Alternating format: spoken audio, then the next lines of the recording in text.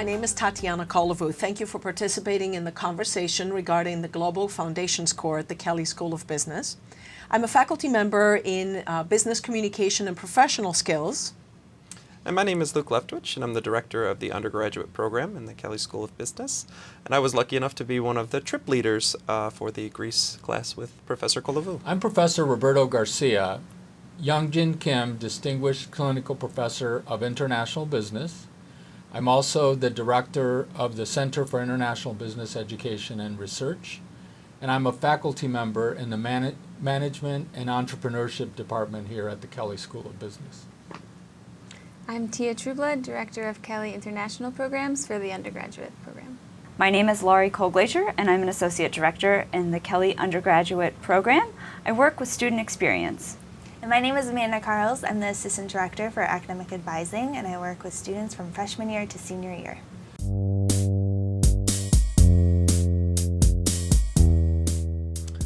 When we used to do emerging economies, we did not necessarily have the expertise of a business faculty member leading that experience.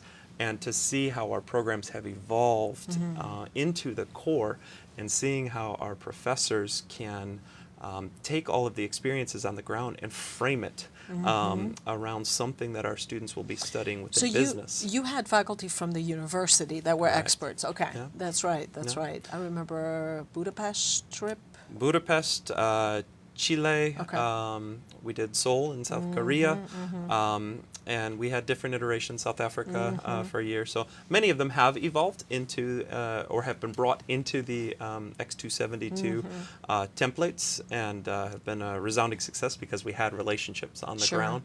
But we really have perfected the teaching of our students from the various perspectives that our different departments and groups in the Kelley School can offer, specifically in this class, communication and the introduction of low context cultures versus high context cultures, and relationship building, and what that looks like when you cross into other borders. And your class, X272, is just a perfect example of that. 272, you know, I wouldn't dare try this in another culture because I know I'm Greek. I was born and raised there, so I know the culture so well, and I can leverage all my contacts. So through friends from high school who have friends, you know, this is how this all works in Greece. You saw it in action.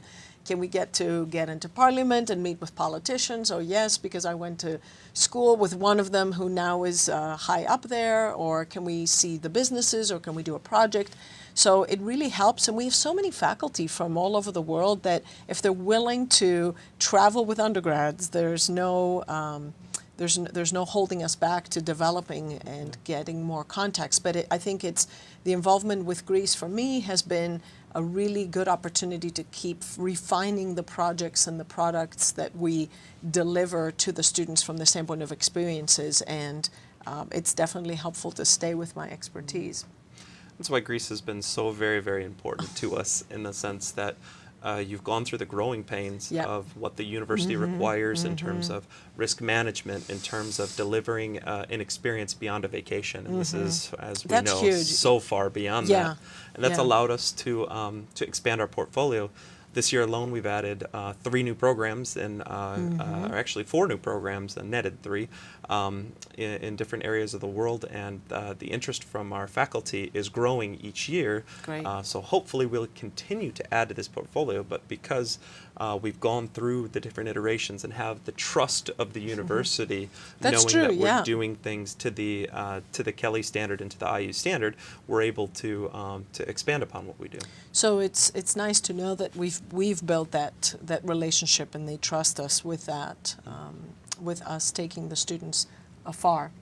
The other thing I think that is important is selecting key faculty champions, and it was our chair who really did this, but I was sort of along for the ride and got to watch how he did that, and I think that has been really key. The faculty who are engaged in this program are sincere in their interest to do this. It's a lot of actually sort of extra work, especially to develop one of these courses for the first time. but they are highly motivated, highly engaged, and in turn, as you might imagine, the experiences that the students have are really top-notch. So when students are asking about a specific program or which one's the best, sometimes I get that question, and I'm sure you probably do too. I really can, in good faith, say that they are all some of the, top-notch faculty that we have in the school, delivering really unparalleled experiences. I love my professors in the Global Core, and I think I think it's important that for any professor who does teach something in the Global Core group, that they push it. Because when they share their experiences and when they share the importance of it, that's what really hits home. Because you can read a case anywhere, but it's when the professors bring the case to life that it truly means something.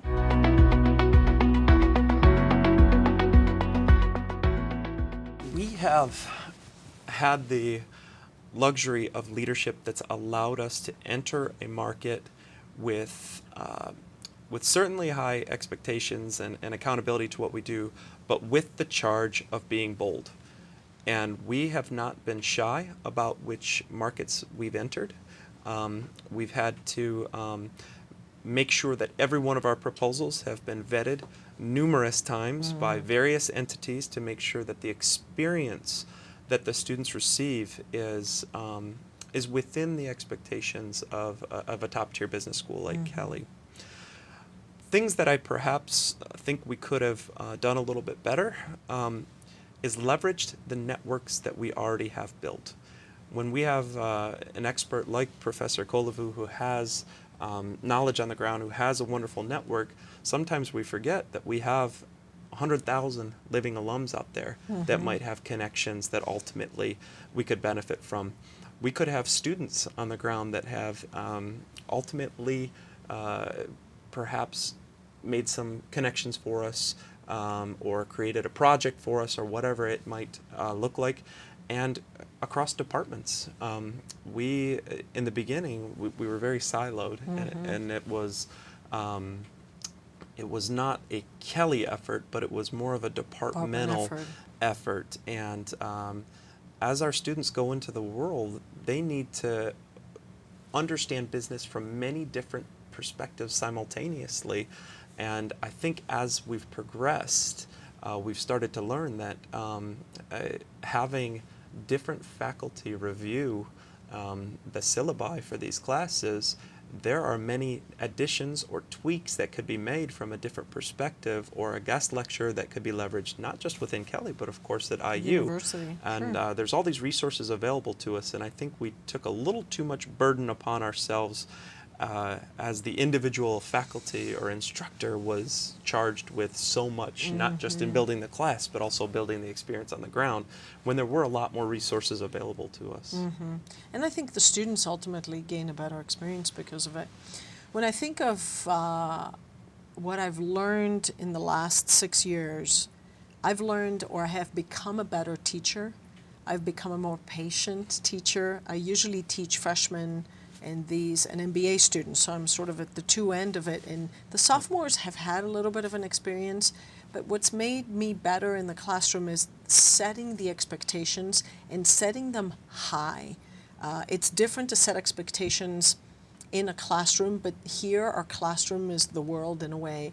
If someone would have told me that students will get to see me when I haven't showered and I've lost my luggage and I'm tired and hungry, I would have thought, no, there's a place to hide, but there isn't. And people that are taking on these challenges should know, or these opportunities, I should say, is that be prepared to be exposed. The emperor has no clothes when you travel with students, but because you have to continue to be consistent and set the same expectations in the classroom as you do out, and if you set the bar high, they will deliver.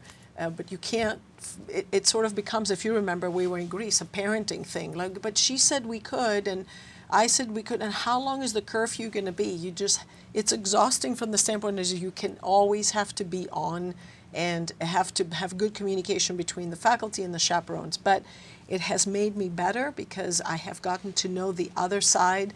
You know, we've drawn the curtain and I see how they are and they interact in their personal relationships, and I get to coach them better in setting, again, those expectations and wanting them to deliver 100%. So It's tiresome, but it's so rewarding too.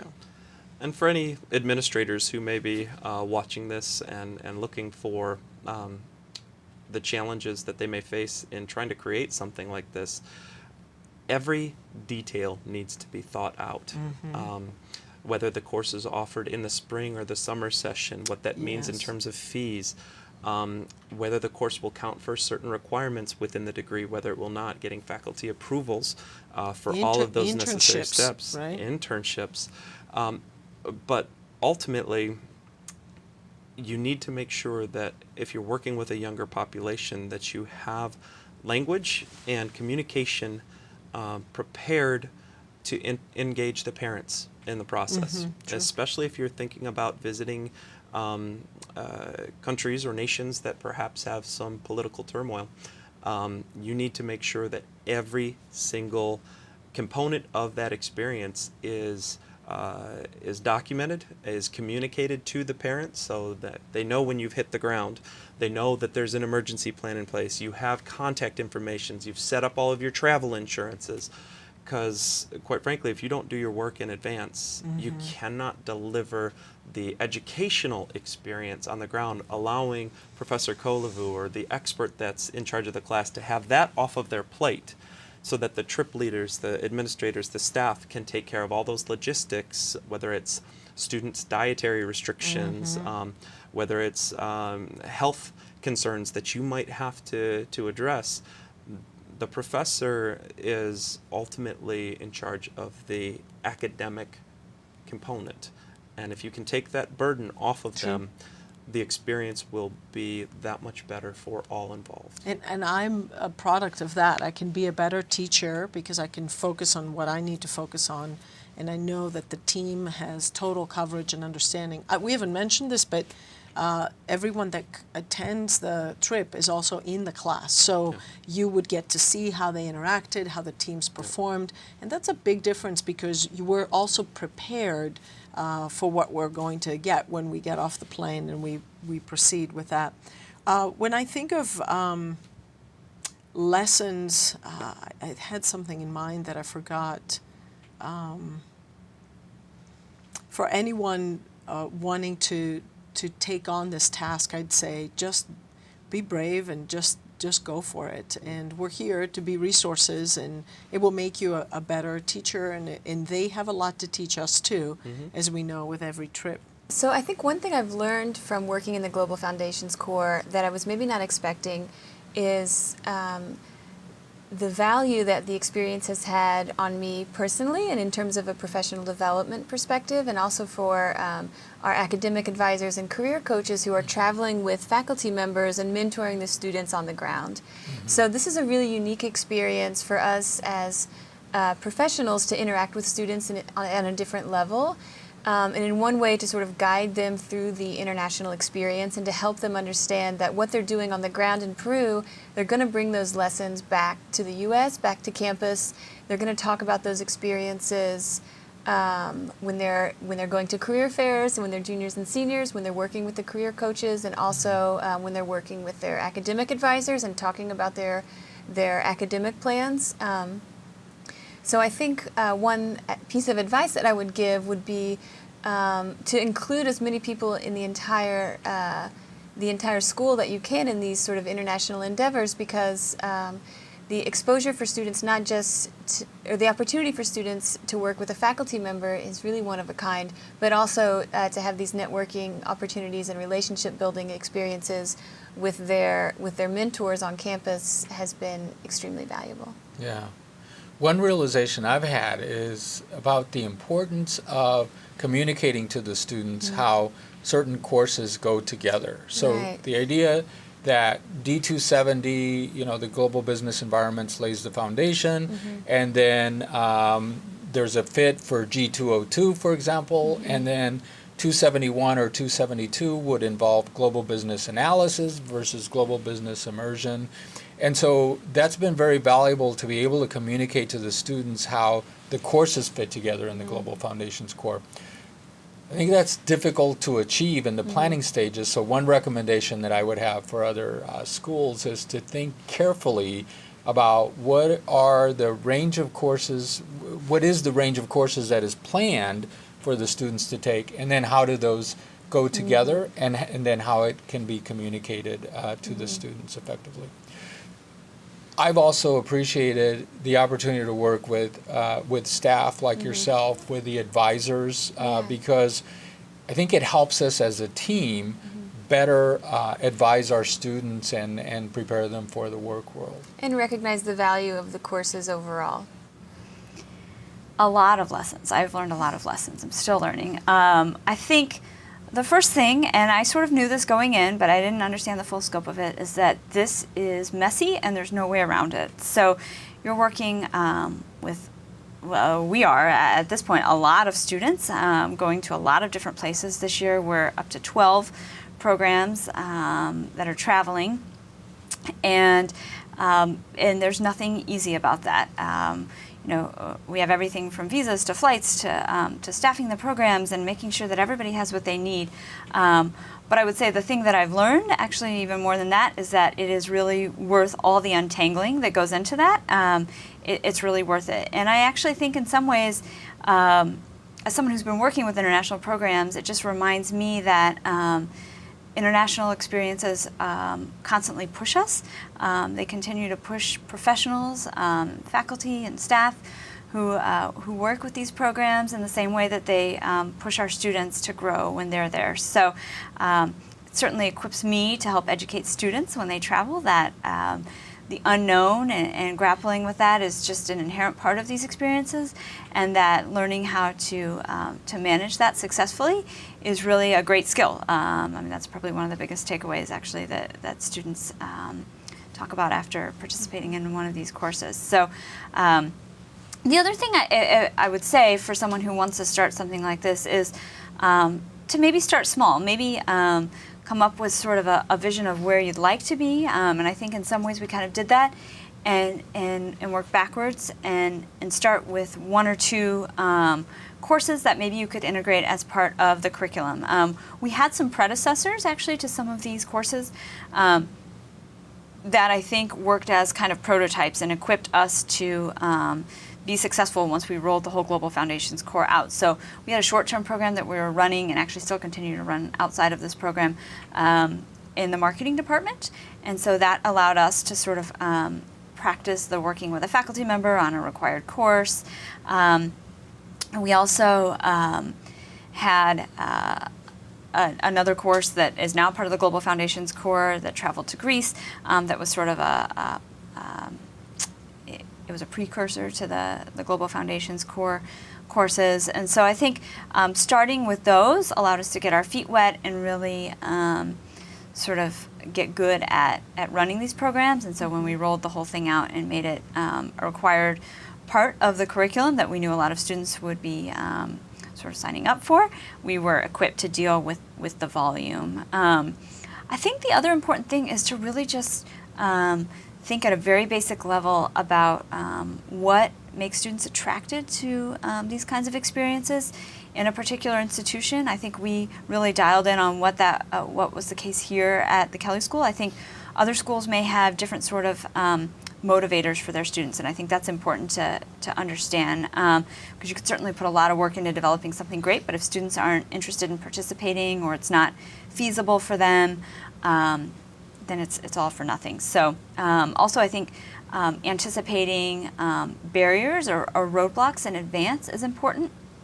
One thing that we anticipated was that some programs may have a little more cachet with students than others, and so our application is a general application where students apply to the program as a whole, and then sort of rank which of the travel courses they're most interested in. And so that gives us some flexibility to make sure that we're filling the courses and not having 95 out of 100 students signing up for just one course that could only accommodate 20 and then the rest not being full. So those are just some of the really specific roadblocks that we anticipated and thought a lot about before we rolled the program out, and I think it served us very well. It doesn't mean that we didn't stumble along the way. We've certainly had growing pains, as you would expect, but I think really thinking through what might go wrong in advance or what might hold students back is important. I would say that business can take many forms. So we've had the opportunity to visit the Red Cross and the United Nations, places that you wouldn't typically think are the business foundations or the business hubs in these countries. And so I would think that we need to keep an open mind and think outside the box of what business is in certain regions. In addition to that, business might be a roadside stand and something that started from the ground up, so true entrepreneurship in some of these countries. If I were talking to another advisor at another school, I would say that it's key to make sure that you are talking about international experiences and global business in almost every conversation, because that is the business world today, is global. So talking to students about where they might see themselves working, what kind of company they might see themselves working for. Have they ever considered working in an international business, or part of the rotation, like you said earlier, making sure students know that that's an opportunity, that some companies have rotations. So they might work for Nestle in the US and then they could go to Nestle in Switzerland. Have they thought of these things before? Because business might have changed since the mentors that they have been working with in high school, or as they prepared for their application for college, they might not have had these global opportunities. So just making sure that you're having conversations with students that really get them thinking about how the curriculum and the things that they can learn in the classroom and the opportunities that are out there for them could impact their career decisions down the road, and just having that be a natural part of any conversation that you have with every student. Of course, not forcing study abroad or international programs on a student, but just a conversation about what does global business mean to them today and what have they thought about it. And I think having the amazing websites and resources that we have at Kelley, we can showcase a little bit of research students can do, and then come back and talk to us more about what they've learned about global careers and global networking, to have repeat conversations and build and build and build, and lead up to an international experience if that's what the student desires. Any final comments? We've asked Just to. taking your comment on being bold, but also being flexible and brave. and being brave and flexible. Understand that an experience in just about any country other than the United States, your itinerary is a guideline. Suggestion. It is not necessarily something you will be able to adhere to the entire time. You're traveling with 24 students who all have very specific needs. And you have to be flexible within that. And of course, you have to be flexible within your partners on the ground and their business days, or the NGOs you might be working with, or the cultural sites might be shut down for some reason that you don't understand. There's a protest on There's the a road protest, and you can't get through. And whatever it might look like, students will they will absolutely flock to it, no matter how many times you tell them not to. And you just have to be prepared that you are traveling with a lot of different people that have different goals and expectations. The better you do in preparing them for those expectations, of course, the better the experience will be on the ground. But be prepared for change and help them understand that that flexibility is a skill set that is absolutely necessary as they progress not only through the degree and ultimately through their higher education experience, but as they head into corporate America or whatever they might do with that secondary degree. So this is learning on all fronts, not just about Greece, but how to work with everything, every challenge that they'll face as part of this. You know, I close with saying dealing with ambiguity is the biggest skill that any global citizen can work on and continue to work on, and learning to problem solve. As you said, in a low context culture like the US, there's an agenda, there's the syllabus, there's readings, there's goals and objective expectations. And if you go in a classroom in a different country, the professor just professes and just chats, and you're to come up with notes and figure out what is going to be on the test. And our students are so used to predictability in that way, so it's nice to throw them in. One that I would add here, I think we should mention, is that, you know, travel can be hard, and you know, it's not easy, and there's logistics and there are time zone differences and all of that. But I think the travel is a great opportunity for the students to be in close quarters with their professor and with staff people and with themselves, frankly, with themselves as a class. And so this is a great opportunity to build stronger relationships with the instructor, to bring up other topics that might not come across in the classroom or might not feel as comfortable, and then to build a long-term networking relationship with their professors and with staff and with their advisors. And I think that's a very good thing for students in any program. Yeah, I agree. I would just like to pride Kelley in the connections that they keep with our alumni across the globe.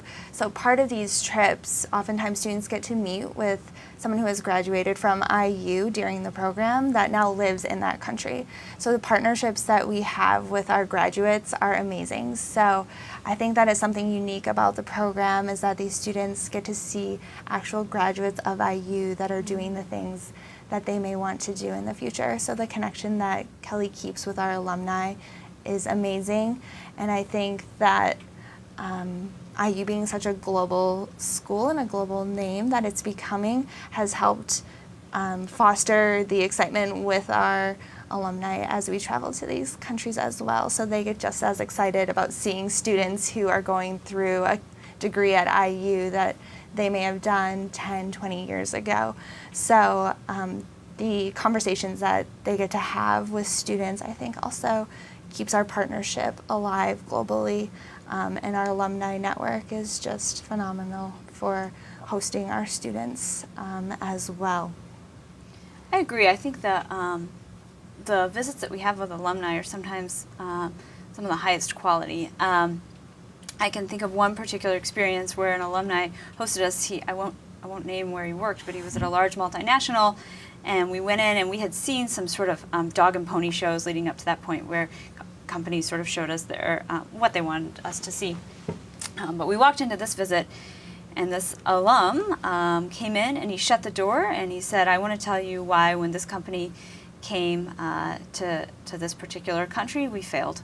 And the students' eyes all sort of got really big and they perked up, and it was among one of the most interesting conversations that I've ever heard on a business visit on one of these study tours. And he just sort of laid it all out there, how they didn't anticipate sort of some of the cultural barriers that they would face. They were working with consumer products, and they didn't know their market well enough, and it was highly insightful and educational for our students. And I feel confident that if he hadn't been an alum of IU and of Kelley, he wouldn't have felt comfortable sort of sharing what really was sort of insider information and lessons learned with our group. And I think, like you said, we are really lucky, and I think in that particular instance, students realized how fortunate they were to have a network as part of Kelley that's that large and willing to share with them. So yeah, that's a really special thing. The other thing about our alumni is that they help us keep costs down. And there are companies that will arrange an entire study tour for you for a price, and we're fortunate that we don't actually have to pay for business visits. We have enough sort of friends and alumni around the world who can help us host without charging us. Well, thank you for joining us for this discussion of the Global Foundations Core. If you happen to have any more questions about this video, questions for us or suggestions on other topics you would like to learn more about, please contact CIBER at ciber@indiana.edu.